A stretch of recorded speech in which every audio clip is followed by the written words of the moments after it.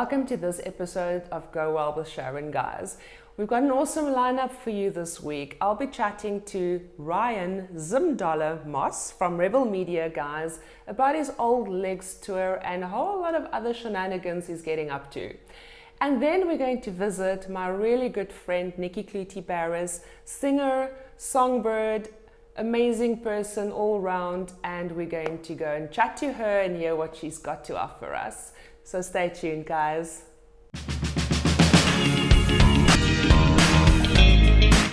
Right, guys, so as promised, we are visiting Ryan Moss today at his Rebel Media, guys, right here in Port Elizabeth. Ryan, thank you so much for chatting to me today. How's it, Sharon? Yeah, it's awesome to have you here, boss. It's fantastic to be here. We've been trying to get this thing going for a while now. About a month or two. Okay, so the reason why I'm here today, obviously, is not really to talk about Rebel Media, guys. I'm more interested in the other excursions and documentaries and things that you get up to. Now, I also know that in June of this year, there's a cycle tour coming up called the Old Legs That's Cycle correct. Tour. Can you elaborate a bit on that for me? Yeah, it's apart from Rebel Media, guys, it's a brand management company. Besides that, you know, I've got more of a passion projects that I do, more for charity and giving back. So last year I got invited onto this tour, this Old Legs tour, which it's bigger this year, and I'll go in more detail about that just now. But last year it was 4 cyclists and 2 support crew. Awesome. And me being media on it and doing photos and film for it. So what it is, it's a cycle tour. Back in the days of the land grabs and everything that was happening with the economy and stuff in Zim, all the pensioners lost their pensions. All the old people lost all their pensions. Mm-hmm. And I mean, still today, I mean, some of them are living off $100 a month, which is 1,600 Rand a month. How can someone live off that? Absolutely. So the Old Legs tour was created by 4 old bullies, all over 50, or the oldest being 78. Wow. Put together a tour to cycle from Harare through Botswana, down the Kalahari, back to Cape Town. And I think it was 3,200 kilometers we did. And we set a goal to raise $50,000 for the pensioners. And we hit our target and raised 78. Fantastic, that's amazing. Yeah. Now, with the 2018 tour having been so successful, I'm assuming that the 2019 one will be bigger and better? It's crazy how something like this can just blow up on social media. Yes. And although it's not enough that we need it, but it's crazy how it blows up the fact that this year we've got a crew of 16 in total. Wow. From 6 to 16. Amazing. And we're hitting a target of $100,000, which of that I'm sure we're going to maybe go 120, 130, hopefully. Fantastic. And yeah, it's much more exciting. So last year we went downhill, down south. This year we're going up north. We're heading through Mozambique, Malawi, and then we're going into Tanzania. And then at the end of the tour, we're climbing Kilimanjaro. So you're going to cycle to Kilimanjaro and then climb Kili straight after the cycle. So we should be on the road for about 27, 28 days cycling straight, and then 7-day climb to the top of Kili. That is amazing. Now tell me, do you guys have any sponsors on board that's assisting with this tour? So look, I mean, obviously it's based in Zimbabwe. It's a Zimbabwe thing. Me coming from there, being at school there, I've got very strong ties with Zim. Still, it's my home. Yes.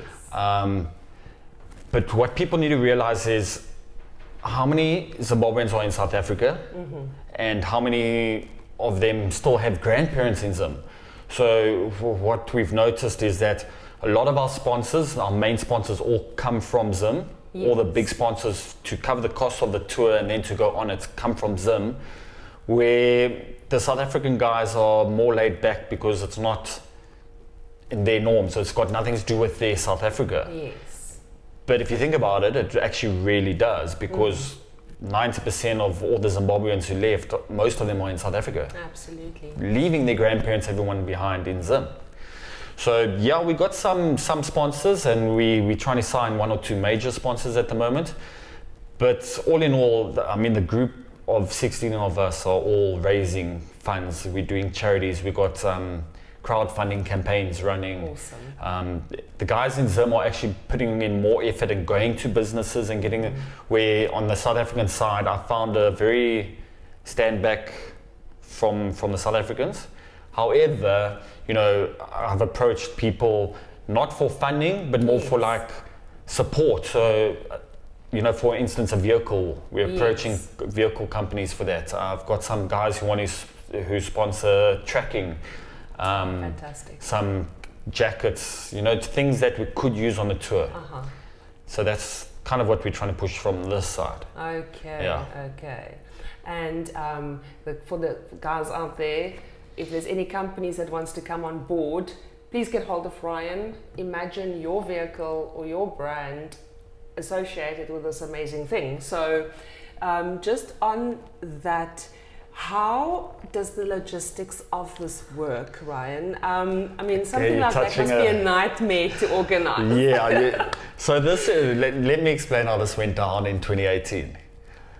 Ryan got a call, can you come on board and do photos? 100%.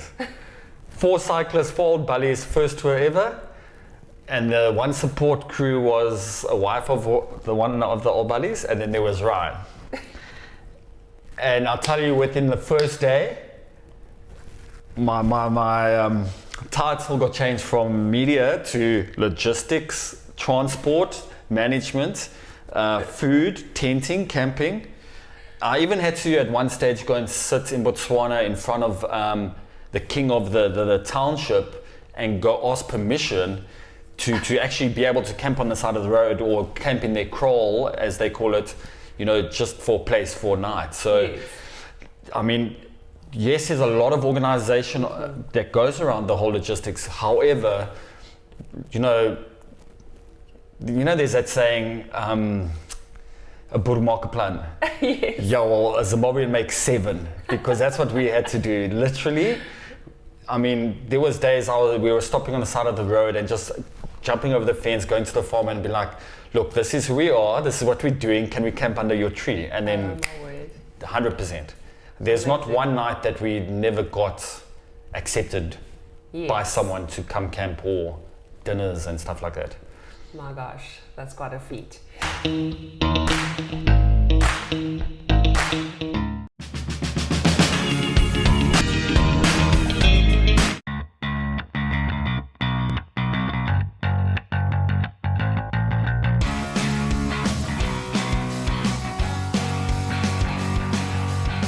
So internationally, we've got a Just Giving campaign that's up in UK and I think Europe. It's in Zimbabwe, but anyone can donate to it. You can go to www.oldlakestour.co.zw for Zimbabwe. Okay. People can donate straight into the charities. So our tour sponsors are getting covered. Whatever gets donated now will go straight to the charities. Okay. We do keep a track record so we can see how much we've raised for them. And then there was a bit of an issue trying to get a South African way to get Forex and stuff. So I've just launched a crowdfunding platform for the tour as well. So whatever donations come into this will go to that. Okay. And that can be found at www.whatsalotwegot.com. Awesome. Any South African can donate. You can send money with PayPal. You can donate with a credit card. If you want to do a bank transfer, you can just get a hold of me. Because what's nice is I've set up a Forex account. So it will go straight into a Forex card that we can then get US dollars for Forex when we're traveling and on the tour and making the things that happen. Fantastic.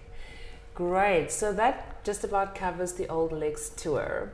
Now I also want to touch a little bit on whatalotwe'vegot.com. You mentioned that's a crowdfunding platform that you started. Yeah. Okay.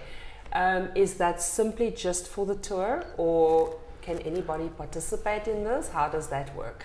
So the concept of What a Lot We Got is simply, I mean, it doesn't matter who you are, doesn't matter how far or down in life you are, you might be in a hole. If you think about it, we actually have a lot. Yes. I've got a big family of 7 brothers. I mean, we can, what a lot we've got, actually. I've got a roof over my head. So it's actually a platform. The core platform is a publishing site. So where we'll be publishing, you know, stuff on the tour, any other travels we're doing, any other small non-profit documentary stuff we're trying to push. Because that's what we're trying to push a lot more now is telling stories. Fantastic. Because that's where you learn about culture and stuff. And then on that platform is a little crowdfunding platform that's built. It's initially built for this tour. However, going after the tour, going into future things, if we want to go and do a short documentary on a young guy who's doing good, Yes. we can crowdfund for that. You know, if there's someone who really needs help, and we can able to set up the site and crowdfund for that, and to be able to tell their story. Fantastic. So that's what the whole concept of the site is, to tell stories. Awesome. Yeah. And that has now been fully launched and it's fully operational. There's 1 or 2 technical issues happening, but you know, I'm sitting every night and just ironing out all the small things. Fantastic. But you know, it's there. I mean, I even tested it out and sent 100 Rand into it, so it's working. Ryan, what's your favorite food? Pasta. What's your favorite drink? Red Bull. Not healthy, guys. Not healthy. Favorite color? Favorite? Color. Oh, that's a tough one. White. White. Okay, interesting. And just for the ladies out there, Ryan, are you attached? I am single. There you have it. Ryan is single. And the last thing we're gonna do, because that is my thing, guys, that is what I do, we do burpees everywhere. Everywhere we go. We do public burpees and we do burpees everywhere. So some selected guests actually get to do a burpee with me. If I can remember how to do one. Jokes. I'll show you. Awesome. So But I can assure you, now that you've set the challenge, I'll make sure we do burpees on tour. fantastic. And we'll send you photos. Awesome. We'll high five on that.